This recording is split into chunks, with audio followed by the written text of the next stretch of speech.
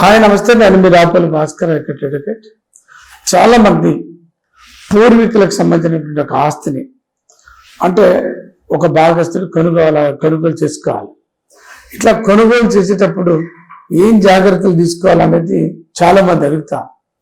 ఒక్కడు గుర్తుంచుకోండి, వారసత్వంగా సంక్రమించబడినటువంటి ఒక ఆస్తిలో ఎంతమంది అయితే వాటాదారులు అంటారో అంతమంది వాటాదారుల యొక్క కాన్సెప్ట్ లేకుండా ఏ వారసత్వంగా వచ్చినటువంటి ఆస్తినైనా, పూర్వీకుల నుంచి వచ్చినటువంటి ఆస్తినైనా కొనుగోలు చేయొద్దు అనేది చట్టం చెప్తుంది.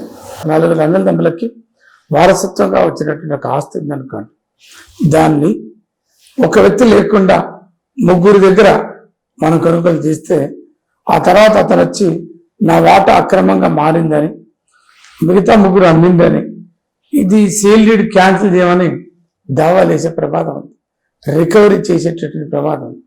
అందుకనే పూర్వీకులందరి వాటాదారుల యొక్క అందరి సమ్మతం ఉండాలి. ఖచ్చితంగా సేల్ డీడ్ చేయించుకోండి, ఖచ్చితంగా అందరి సంతకాలు తీసుకోండి, లేకపోతే మీరు చిక్కులలో పడే ప్రమాదం ఉంది. మీరు కొన్న ఆస్తి పోయేటటువంటి ప్రమాదం ఉంది. జాగ్రత్తగా ఉండండి. పూర్వీకుల ఆస్తిని కొనుగోలు చేసేటప్పుడు అందరి సంతకాలు తీసుకోండి అని మేము నోటీసులు పెడుతున్నాం. Thank you.